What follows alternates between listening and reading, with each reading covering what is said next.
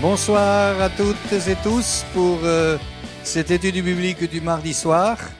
Alors vous avez tous votre masque, moi je l'ai enlevé pour pouvoir être mieux compris par vous, n'est-ce pas? Et certains qui étaient là mardi dernier ont eu peur de revenir aujourd'hui, sans doute. Voilà, mais en tout cas, c'est pour cela que nous faisons bien de continuer à envoyer sur YouTube, comme ça ceux qui ne sont pas là pourront avoir cette étude biblique. Alors, comme nous l'avons vu le mardi dernier, nous avons déjà, il y a eu le dimanche de Pentecôte, où nous avons parlé de cette expérience, de cet événement de Pentecôte. Et ensuite, mardi dernier, nous avons commencé un petit peu à voir certaines choses sur le don spirituel. Je vous rappelle ce que je vous avais partagé, c'est que à Pentecôte commence la manifestation des dons spirituels d'une manière tout à fait nouvelle, puisque jusqu'à Pentecôte, la parole, la révélation divine venait sur des hommes, des prophètes, des hommes qui avaient une onction. Il parlait et ensuite, il transmettait le message au peuple. À Pentecôte, c'est le peuple qui reçoit. Et lorsque Pierre explique ce qui se passe aux gens qui sont dans l'étonnement, il leur dit, les gens qui sont étonnés les ont pris pour des gens qui avaient trop bu. Hein, ça veut dire que on voit bien que parfois, quand quelque chose de spirituel se manifeste, la logique naturelle ne peut pas comprendre ce qui se passe. Et donc, il leur dit, non, ces gens ne sont pas sous, mais c'est ce qu'a dit le prophète Joël. Et le prophète Joël, finalement, dans sa prophétie, dit beaucoup de choses. Je vous invite d'ailleurs à lire le prophète Joël. Il est presque parfois un peu difficile parce que Joël parle de ce qui va se passer justement à la fin des temps, dans les derniers jours. Et Joël prophétise avant tout pour le peuple d'Israël. Et c'est pour cela que finalement nous avons parfois un peu de peine à le comprendre. Mais là, la parole que rapporte Pierre est très très spécifique. Alors je répète un petit peu parce que j'ai eu des échos de l'étude biblique de mardi dernier et certains m'ont dit c'était pas tout à fait clair, on n'a pas tout à fait compris certaines choses. Alors c'est bien, vous avez le droit de venir le dire, hein, si vous ne comprenez pas certaines choses, et je vais essayer justement de bien clarifier ce que je voulais dire. Ce soir, vous le verrez, je vais faire un petit historique des dons spirituels avant que nous rentrions dans l'étude de 1 Corinthiens 12, 13 et 14. Et donc je voudrais un petit peu reprendre. Joël annonce un événement de la fin des temps et Pierre l'identifie, cette prophétie, comme un petit peu la révélation qui est en train de se dérouler à Jérusalem, devant tous ces Juifs qui sont venus de toute la terre, disait-il. C'était la terre qu'on connaissait à ce moment-là. Et là, il révèle quelque chose d'important, c'est que maintenant, la révélation sera à un autre niveau. Elle ne sera plus seulement portée par un prophète ou par quelqu'un qui révèle les choses. Il faut savoir que les prophètes dans l'Ancien Testament étaient un peu les prédicateurs. C'est eux qui prêchaient, hein, finalement. Et donc, à ce moment-là, c'était eux qui recevaient et le peuple obéissait. Hein, ils recevaient et puis les gens obéissaient. Maintenant, Joël ici, qui a vécu à peu près, peut-être dans les 800 ans avant Jésus-Christ, annonce quelque chose que Pierre désigne comme étant ce qui va arriver aujourd'hui. Dans les derniers temps, dit Dieu, vos fils et vos filles prophétiseront, vos jeunes gens auront des visions. Oui, sur mes serviteurs et sur mes servantes, je répandrai de mon esprit et je ferai paraître des prodiges en haut dans le ciel. Et ensuite vient toute une série de manifestations que nous ne voyons pas le jour de Pentecôte, mais que nous revoyons plus tard dans le livre de l'Apocalypse, et qu'aujourd'hui, les spécialistes de l'écologie sont en train de nous dérouler comme justement la grande menace du 21e siècle.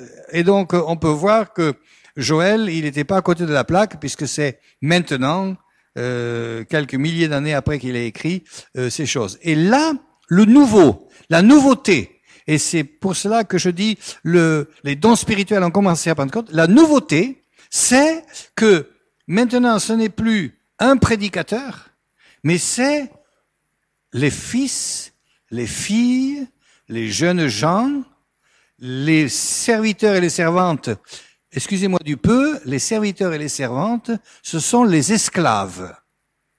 Hein, donc finalement, aujourd'hui, on dirait les smicards de la société. Hein, voilà, donc bienvenue au club. Hein.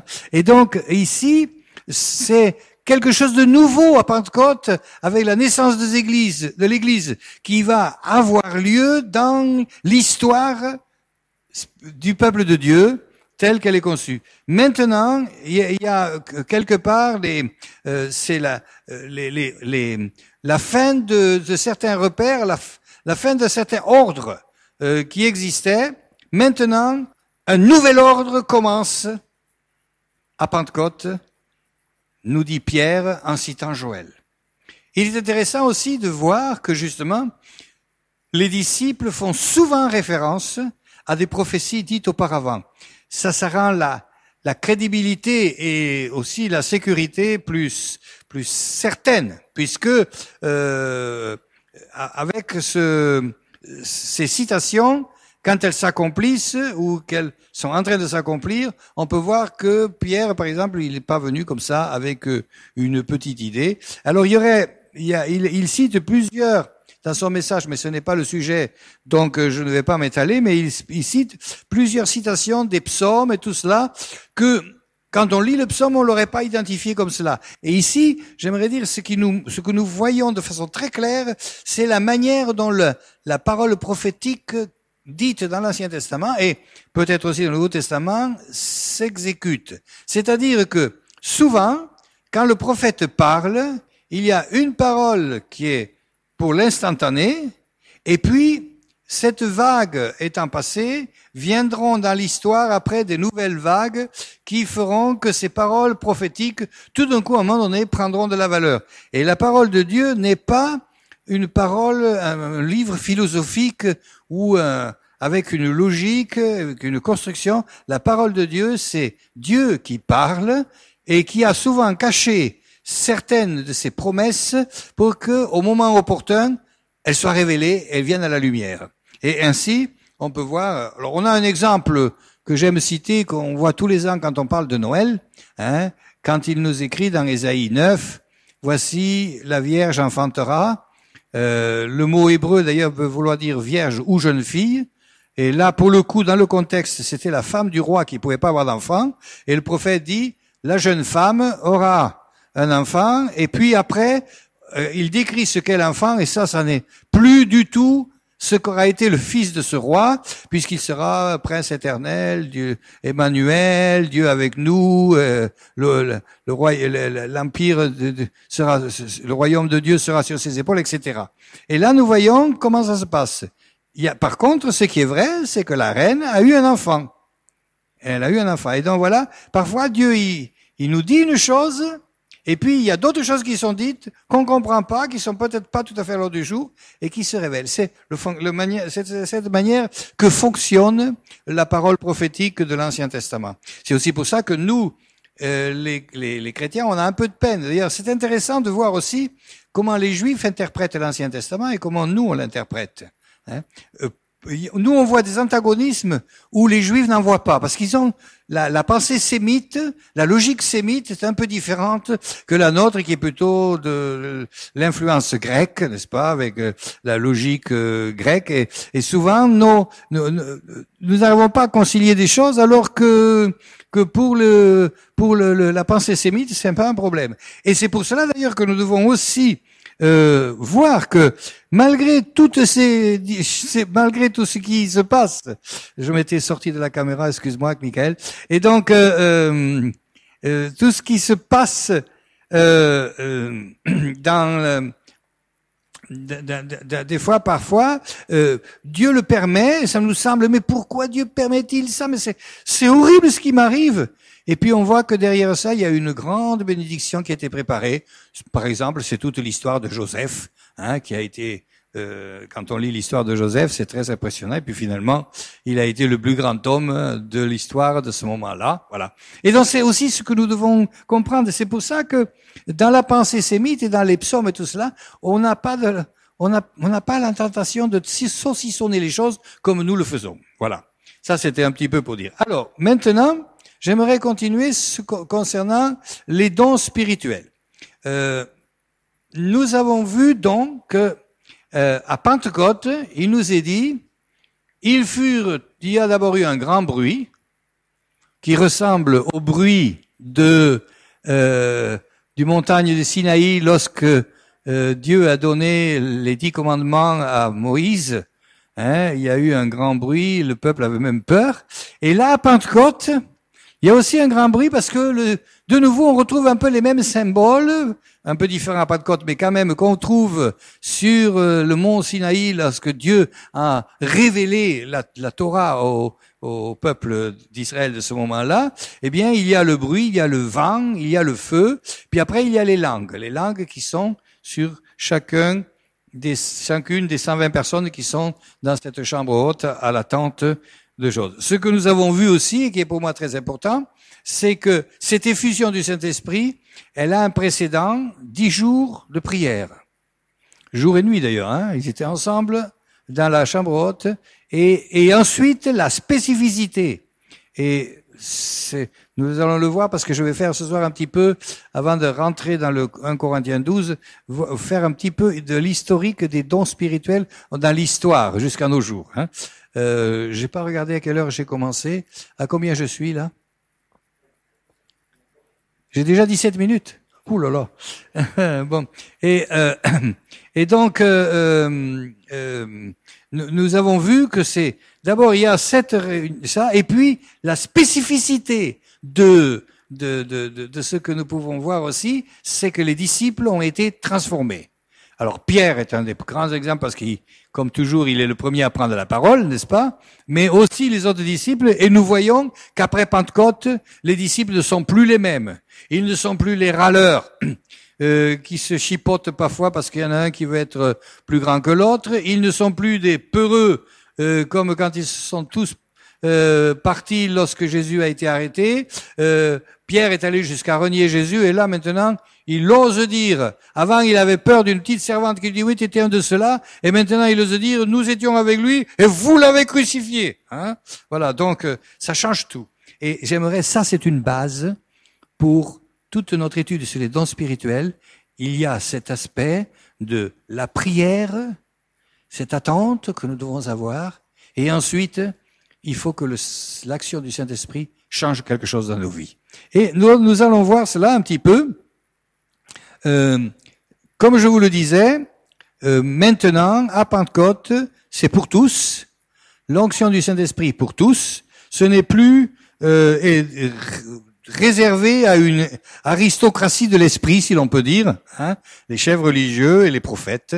Voilà. Tout le monde est maintenant apte à accueillir ce que Dieu veut dire à la terre. Et nous sommes tous un peu quelque part récepteurs, et c'est un nouveau concept pour le peuple de Dieu, que l'Épître aux Corinthiens appellera le corps de Christ, etc. C'est un nouveau concept, voilà. Et puis donc nous avons maintenant que, voyons aussi, au travers de Pentecôte, le peuple de Dieu ne doit plus se contenter d'obéir aux prophéties, mais l'Église sera bâtie sur le message, le don de tous. Alors maintenant, j'arrive à la diapo, les dons dans l'histoire. Et j'aimerais là, je m'excuse si j'ai pas suivi voilà, c'était pas facile pour Michael, mais bon. Je me suis dit, avant de parler de les dons spirituels comme ils devraient se pratiquer aujourd'hui dans l'Église, faisons un petit voyage de 2000 années d'Église. Et nous voyons déjà que dans le Nouveau Testament, on peut pas quand on regarde l'adoration et l'expérience des premiers chrétiens, elle était toujours accompagnée de quelque chose de miraculeux. Même avec Jésus, elle était toujours accompagnée de quelque chose de miraculeux. On chassait les démons, on guérissait les malades, la parole de Jésus était puissante, elle impressionnait, etc. Et puis, nous lisons qu'après, dans l'histoire maintenant, dans les premiers siècles, l'Église était persécutée, comme aujourd'hui en Corée du Nord, en Chine et dans bien des endroits des pays musulmans. Là, je viens de lire sur Internet, au Nigeria, les islamistes sont devenus redoutables. Ils sont allés dans une église, ils ont tué une petite enfant de 3 ans. Tu vois, on en arrive là maintenant. C'est horrible ce que font ces islamistes, mais voilà, c'était comme ça au début. Nous lisons, un des pires choses qui est arrivé aux chrétiens, c'est à Rome quand il y a eu le feu, parce que l'empereur il trouvait que ça sentait mauvais, donc il a fait brûler les maisons, et après il a fait dire que c'était les chrétiens qui avaient allumé le feu, et c'est eux qui ont été persécutés. On pourrait comme ça donner des tas d'histoires de l'Église, de l'histoire de l'Église. Mais en 315 après Jésus-Christ, l'empereur Constantin, celui qui dirigeait donc le monde de ce moment-là, c'était la grande puissance Rome, hein. Aujourd'hui, on ne sait pas trop si c'est les USA, si c'est la Chine. La Russie aimerait être aussi dans le jeu. L'Europe aimerait aussi. On ne sait pas qui est la grande puissance aujourd'hui sur la Terre. Mais à ce moment-là, c'était clair. C'était l'empereur romain. Et quand il s'est aperçu que dans son royaume, malgré la persécution, il y avait plus de chrétiens, bientôt, que de non-chrétiens. Donc il s'est converti. Alors il y a toute une histoire, je vous passe les choses, il y a une influence, etc., de proches de lui, etc.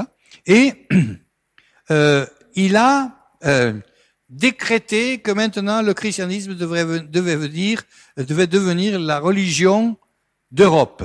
Jusqu'à ce moment-là, c'était tous ces trucs idolâtres, dont on a encore les vestiges aujourd'hui, et aujourd'hui, on appelle ça la culture, n'est-ce pas? À ce moment-là, c'était la religion. Hein?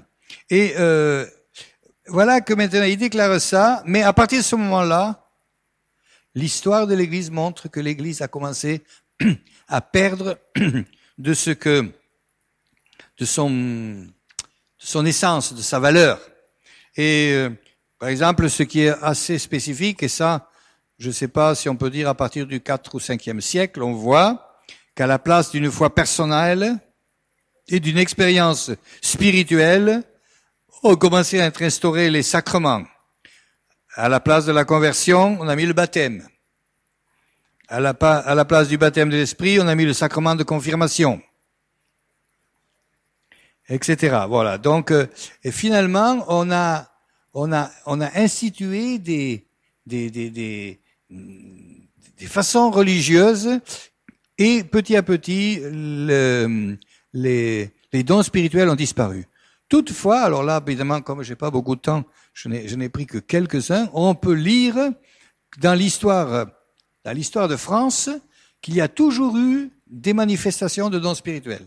Et d'ailleurs, alors, j'ai lu ça il n'y a pas très très longtemps, j'ai pas eu le temps d'aller jusqu'au bout, mais certains disent que Jeanne d'Arc, finalement, quand elle a entendu des voix, ça n'a pas été le plus gros problème qu'elle ait entendu des voix. C'est la voix qu'elle a entendue. Parce que, à ce moment-là, il semblerait qu'il y avait dans l'Église des mouvements de réveil pour rappeler aux gens un petit peu ce que Dieu voulait.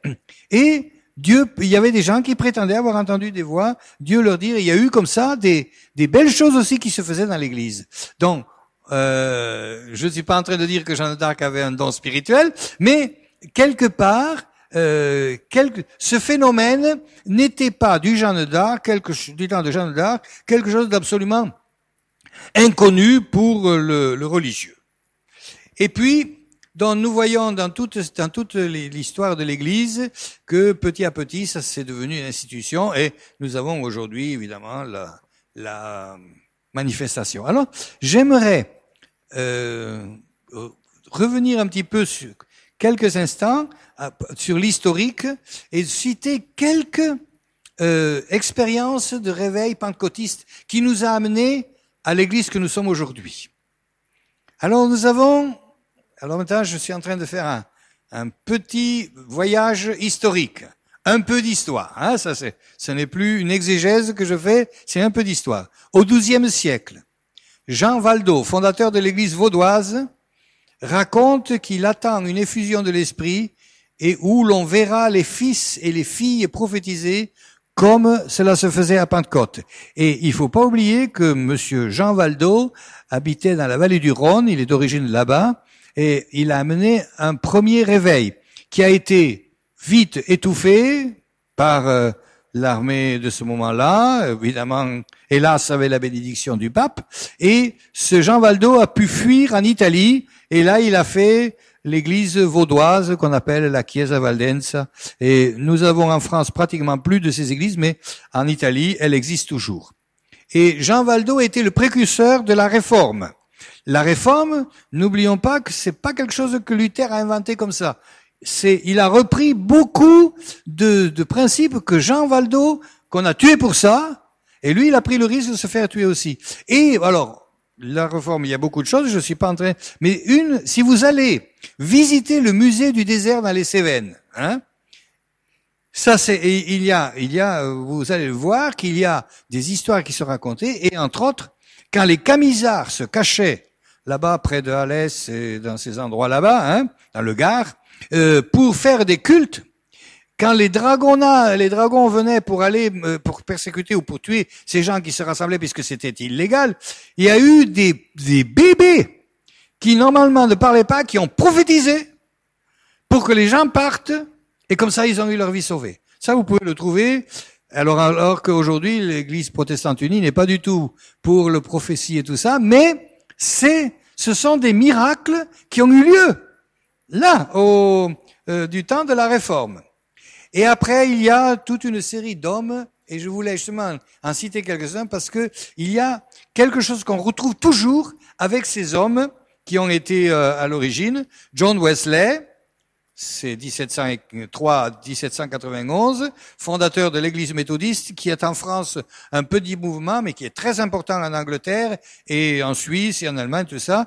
Et lui, il parle de la deuxième expérience spirituelle qui lui a redonné des forces et le deuxième bénédiction, et après avoir vécu cela, il a eu une prédication plus puissante. Et là nous voyons toujours, c'est justement pour cela que j'ai pris un peu ces historiques, parce que je pense que nous devons réfléchir sur la manière dont nous, aujourd'hui, au XXIe siècle, dans nos églises, exerçons les dons spirituels. Nous avons perdu de ça. John Wesley parle d'une deuxième bénédiction qui a été très puissante. Charles Finney, ils ont tous écrit des livres qui sont d'ailleurs maintenant, moi j'en ai encore dans des cartons. Il s'est converti en 1827, il était procureur de justice. Et après avoir reçu, donc il était un bon croyant, n'est-ce pas? Et après avoir reçu le baptême du Saint-Esprit, il est devenu un grand évangéliste. Et il dit, quand j'ai reçu le baptême du Saint-Esprit, l'Esprit est venu sur moi de sorte que je me sentais inondé dans mon corps et mon âme comme des flots d'amour. Je n'ai pas les mots pour pouvoir dire cela. J'ai pleuré et j'ai crié de joie. Et ensuite, ma vie a changé et il s'est mis à servir le Seigneur. Après, nous avons Moody qui est aussi connu, un grand évangéliste. Des foules venaient l'écouter. Et il dit, je pensais avoir la puissance. J'avais à Chicago le plus grand nombre de gens dans mon église. Mais j'ai commencé à avoir faim de plus. Je ne savais pas de quoi. Mais j'ai crié à Dieu en lui demandant de me remplir de son esprit. Et un jour, j'étais à New York. Je ne sais comment le dire, et j'ai senti la présence de Dieu m'environner. Je sentais son amour si fort que je demandais à Dieu d'arrêter, tellement que ça m'oppressait.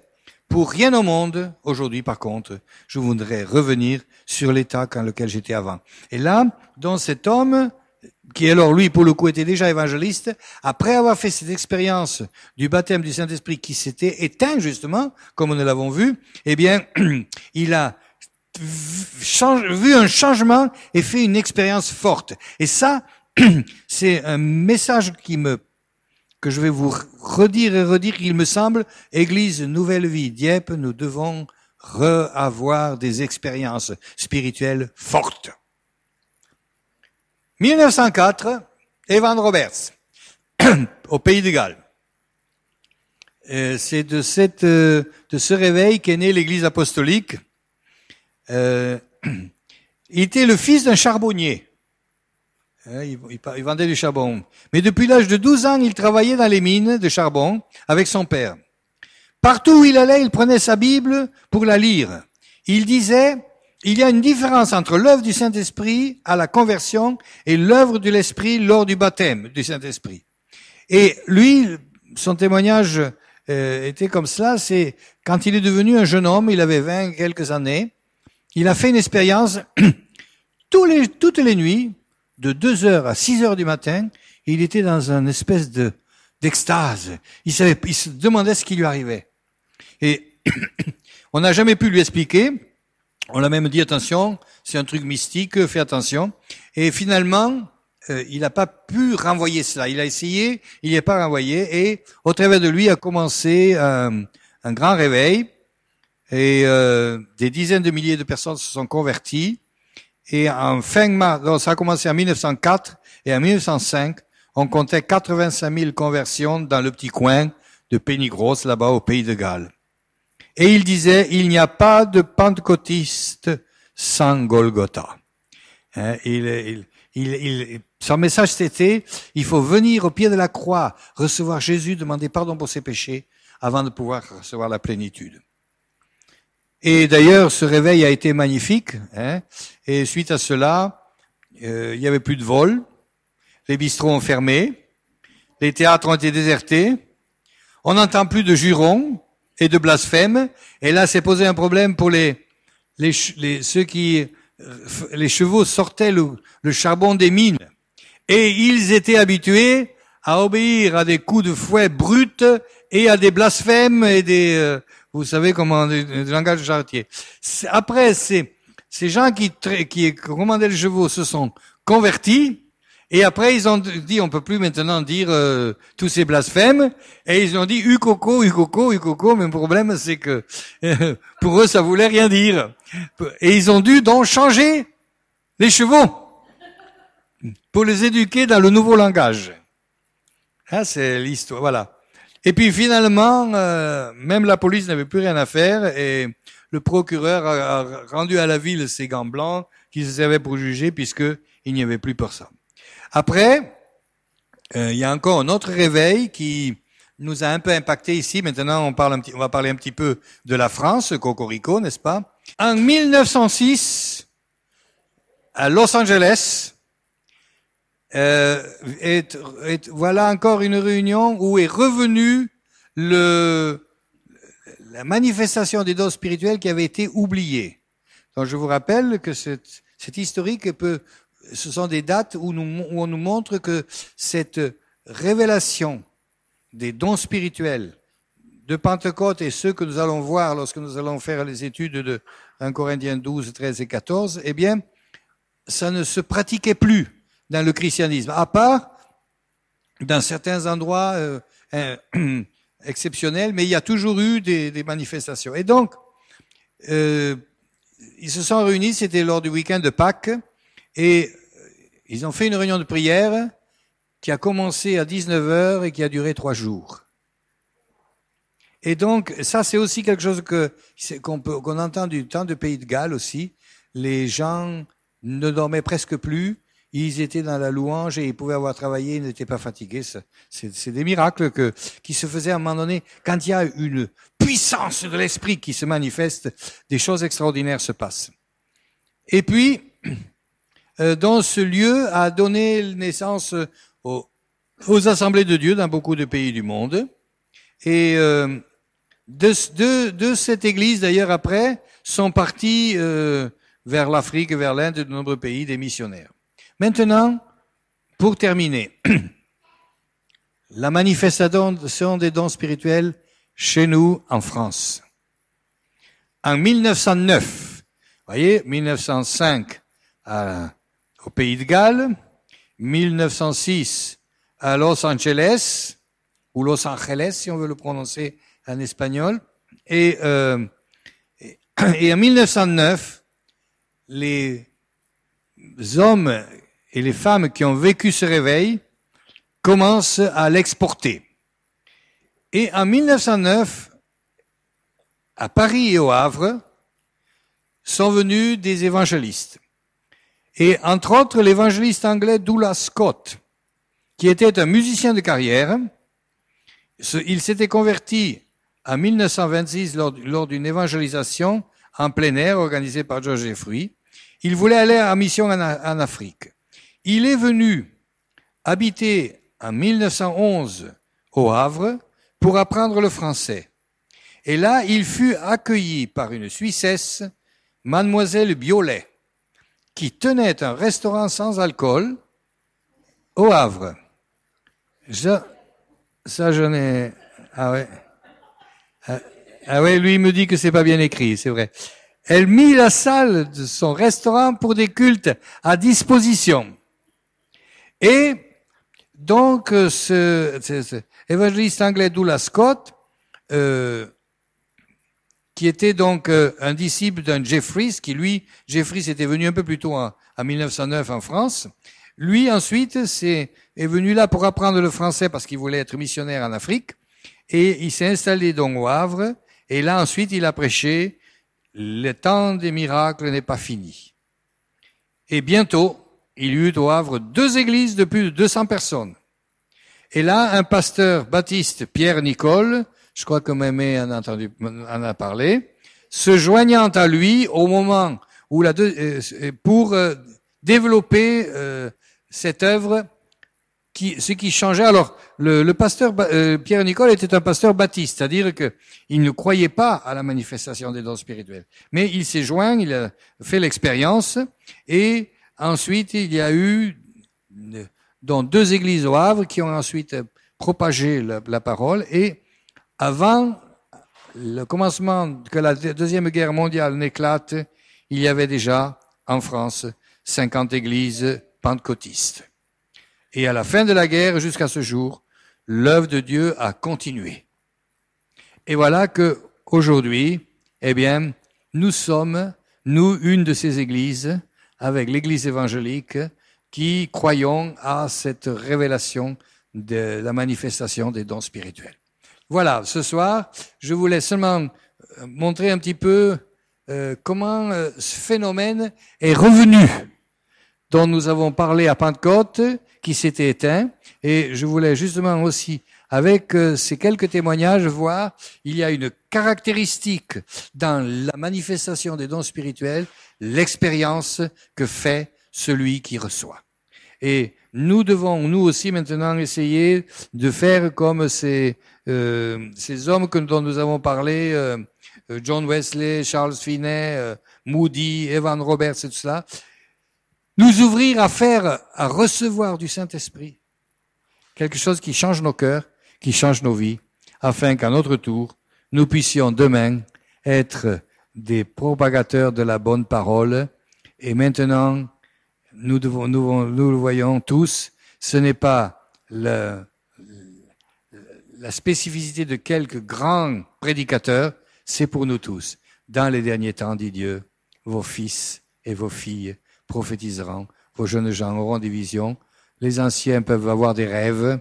Rêvons, Dominique, hein. Nous allons pouvoir rêver. Hein. Et on va voir les jeunes remplir cette église, surtout quand l'extension sera finie. Priez pour ça. Et ainsi, nous voulons maintenant voir la manifestation des dons spirituels. Amen. Seigneur mon Dieu, je te remercie parce que c'est toi qui bâtis l'église et nous avons maintenant clairement appris que ce que toi tu veux avec nous, ce n'est pas seulement remplir nos têtes d'une bonne religion, d'une bonne doctrine, mais remplir notre cœur de la force et de la transformation et de l'amour et de l'onction et ce bien-être que tu veux mettre en nous. Seigneur, merci parce que tu veux le faire. Fais, Seigneur, de nous des instruments pour toi, afin que nous puissions aider tous ces gens autour de nous.